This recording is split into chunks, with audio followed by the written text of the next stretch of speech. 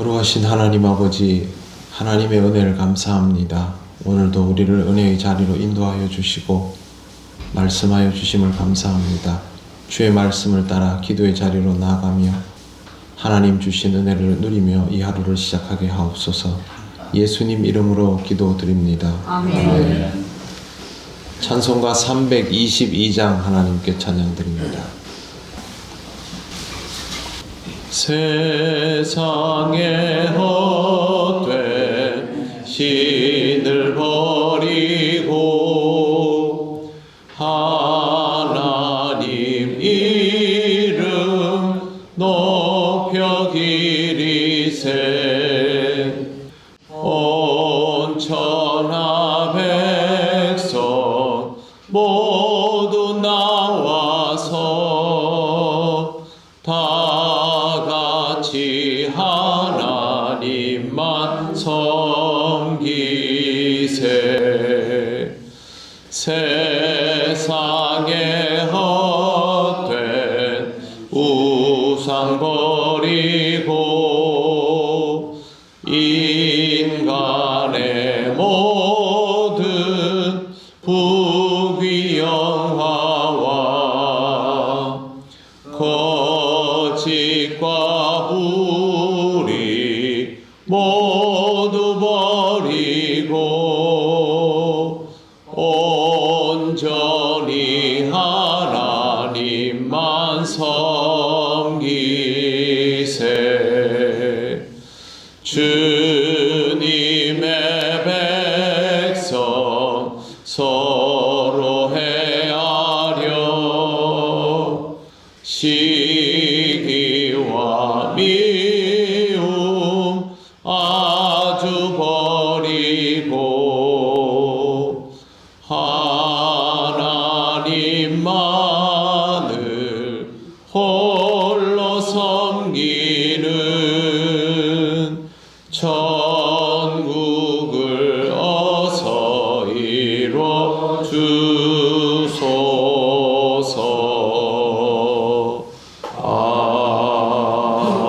아멘. 하나님 말씀 사도행전 4장 1절에서 4절입니다. 한 절씩 교독하겠습니다. 사도들이 백성에게 말할 때에 제사장들과 성전 맡은 자와 사두개인들이 이르러 예수 안에 죽은 자의 부활이 있다고 백성을 가르치고 전하는 것이라 하여 그들을 잡음에 날이 이미 저물었으므로 이튿날까지 가두었으나 말씀을 들은 사람 중에 믿는 자가 많으니 남자의 수가 약 5천이나 되었더라. 아멘. 베드로는 자기 동족을 향해서 애끓는 심정으로 말씀을 선포했습니다. 예수님을 십자가에 못 박아 죽였지만 부활하셨고 이제 제자들이 성령을 받아서 이렇게 나와서 지금까지 일어난 모든 일들에 대해서 알려주고 회개를 촉구하고 있으니 더 늦지 않고 회개할 수 있도록 하라. 그렇게 선포를 했던 것입니다. 그런데 이 모든 것들을 불편하게 여기는 사람들이 나옵니다. 1절에 보시면 사도들이 백성에게 말할 때에 그 다음에 등장하는 인물들이 제사장들과 성전 맡은 자와 사두개인들입니다. 이 사람들이 등장하는 데는 이유가 있습니다. 오늘은 이 등장인물에 대해서 말씀을 드리려고 합니다. 제사장은 성전에서 하나님께 제사하는 일을 맡은 사람들입니다. 이 사람들의 존재감은 성전에서 하나님 앞에 경건히 제사하는 것으로 인하여 이루어지게 되어 있습니다. 그리고 두 번째는 성전 맡은 자입니다. 단수로 되어 있으니까 한 사람을 지칭하는 것인데요. 그는 예루살렘 성전의 모든 치안을 담당하고 있는 성전 경비대장입니다. 경찰로 생각할 수 있지만 그렇지 않고 제사장 그룹에서 나온 사람입니다. 성전 경비대장은 어떤 위치냐 하면 대제사장이 되기 직전의 단계입니다. 그러니까 아무나 이 자리에 있을 수 없는 것이고 성전에 있는 실질적인 치안의 총괄을 담당을 하려면 이 위치에 있어야 할 수 있기 때문에 일종의 대제사장 전 단계로 딱 그렇게 자리매김이 되어 있습니다.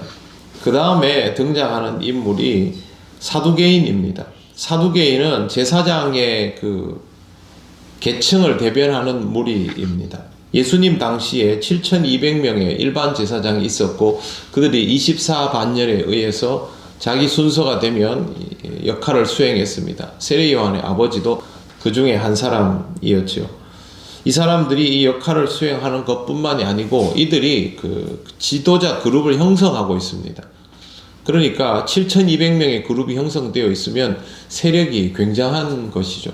바리새인 그룹은 6,000명 정도 되었지만 바리새인과 사두개인들은 완전히 다릅니다. 바리새인들은 예수님 당시보다 한 200년 전쯤에 경건주의 운동으로 시작된 사람들이라서 이 사람들은 오로지 율법입니다. 율법을 얼마나 잘 지킬 수 있느냐. 바리새파에 들어가려면 이 율법을 정말 목숨 걸고 지키겠다라는 각서를 쓰고 들어가도록 되어 있는데 뜻밖에도 바리새인들은 부자들이 아니고 중산층입니다. 성경을 잘 지키자 하는 것에서 시작된 사람들인데 이름이 바리사이, 구별된 자입니다. 그러니까 이 사람들의 마음속에는 우리가 이 율법을 잘 지킴을 통해서 너네들보다 우월하다. 우린 너희와 다르다. 이런 의식이 있는 사람들이 바리새인들이고 사두개인들은 그게 아니라 제사장 계급이기는 한데 그 제사장 계급을 이용해서 부와 권력을 쥔 사람들입니다. 그래서 뜻밖에도 이 사독계열 사람들이 굉장히 세속적입니다. 어떤 민족이 와서 자기를 다스리면 바리새인들은 거기에 대한 거부감을 강하게 표시하지만 사두개인들은 굉장히 환영합니다. 그래서 권력과 가까이 지내고 문화도 제일 빨리 받아들입니다. 그래서 실제로 이 사두개인들이 당시에 들어온 로마와 헬라 문화를 굉장히 빨리 받아들였습니다. 그러니까 생존력이 아주 뛰어난 사람들이죠. 좀 이상하지 않습니까?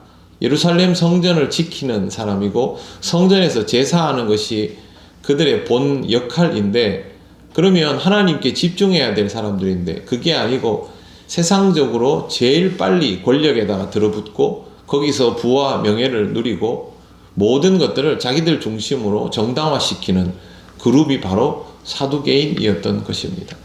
이 두 집단 간의 알력이 아주 강한데 사두개인이 등장하게 된 이유는 바리새인들이 고집불통으로 자기들이 율법 잘 지키겠다고 하면서 그렇게 위축되고 있을 때 사두개인들이 딱 드러나면서 자기들 권력을 형성하고 로마가 통치를 하니까 거기에 딱 들붙어 가지고 그 권력을 지켜나간 겁니다. 실제로 대제사장이 되려면 그냥 될 수 있었던 것이 아니고 로마의 영향력 아래에 있었는데 이걸 아는 사두개인들은 뇌물을 열심히 줘가면서 이 제사장의 자리를 받았습니다. 그러니까 대제사장이 되려면 로마 제국의 총독에게 막대한 뇌물을 주었던 것이죠. 성전 경비대장은 어떻게 그 자리에 앉겠습니까? 그 재물을 열심히 준 사람이겠죠.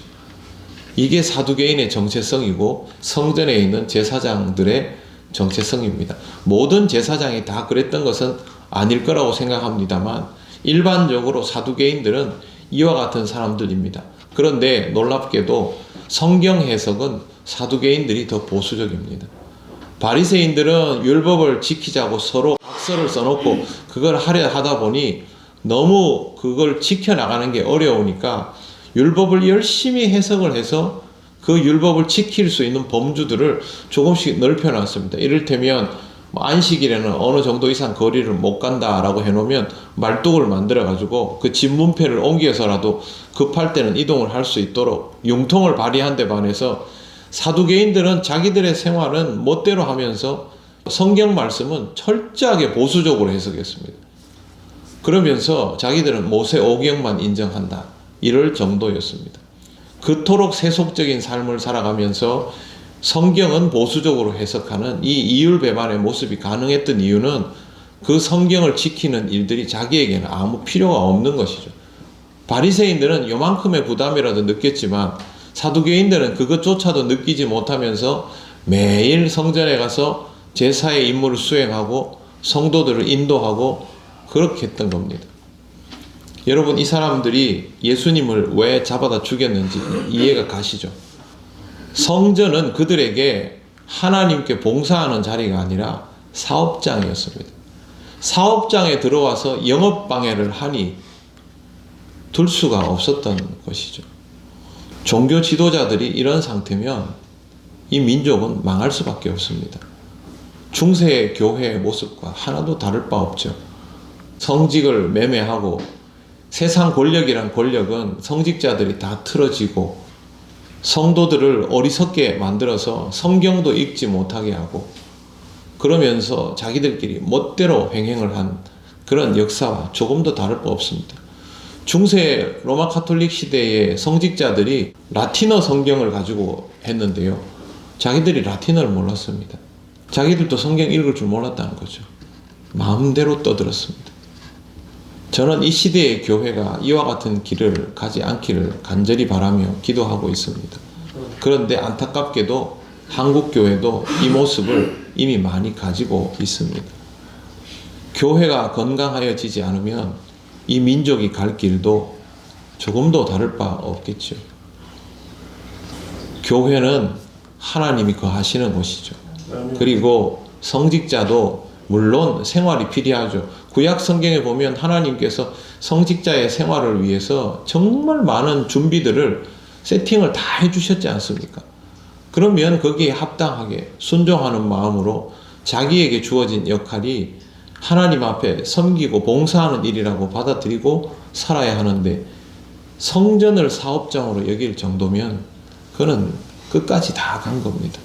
그들은 이 불편함을 견디지 못해서 결국 예수님을 잡아들인 것처럼 베드로와 요한을 잡아들였습니다. 그런데 마지막에 뭐라고 되어 있습니까? 4절에 보십시오. 말씀을 들은 사람 중에 믿는 자가 많으니 남자의 수가 약 5천이나 되었더라. 교회 지도자들이 성전 지도자들이 이루고 있는 사이에 회심자가 이렇게 많다는 겁니다. 하나님의 역사는 그대로 이루어집니다. 하나님이 일하시기 때문에 하나님이 이 종을 세워서 역할을 못하면 다른 종을 세워서 복음을 일으키고 그 복음을 퍼져나가게 만드는 것이죠. 우리 스스로도 하나님의 일을 하나님의 일답게 받아들일 줄 아는 신앙의 태도가 있어야만 제사장과 성전 경비대장과 사두개인들 같은 이런 전철을 밟지 않습니다. 우리는 모두 거룩한 제사장이고 왕 같은 백성입니다. 하나님께서 우리에게 이렇게 역할을 주셨으면 우리 스스로의 삶을 일상 가운데서 하나님의 말씀을 따라 하나님을 기쁘게 섬기는 자로 인정해 가면서 하루하루의 삶을 살아가야 합니다. 오늘도 하나님 안에서 그런 은혜를 경험하며 살아가시기를 바랍니다. 기도드리겠습니다. 하나님 감사합니다. 오늘도 이 말씀을 보면서 참 불쾌함을 느끼고 또한 동시에 이 모습이 우리들에게 있지 않은지 두려움을 가지고 말씀을 봅니다. 주님의 몸된 교회를 이루기 위하여 우리를 성전이라 불러주셨사오니 주의 성전된 우리가 주님 앞에서 우리의 역할을 잘 감당할 수 있게 하여 주옵소서. 우리의 필요를 늘 채우시고 입히심을 감사합니다. 이와 같은 일들로 시험에 들거나 실족하지 않게 하시고 하나님께서 우리를 제사장이요 또 왕같은 이로 존중하여 주셨사오니 거기에 합당한 신앙의 삶을 살아가기를 원하오니 부족한 우리를 붙드시고 인도하여 주셔서 이 길 갈 수 있게 하여 주옵소서. 오늘의 모든 일들을 주님께 맡겨오며 예수님 이름으로 기도드립니다. 아멘.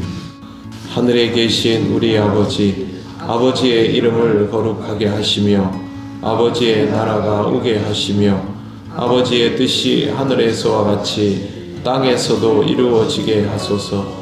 오늘 우리에게 일용할 양식을 주시고 우리가 우리에게 잘못한 사람을 용서하여 준 것 같이 우리 죄를 용서하여 주시고 우리를 시험에 빠지지 않게 하시고 악에서 구하소서. 나라와 권능과 영광이 영원히 아버지의 것입니다. 아멘.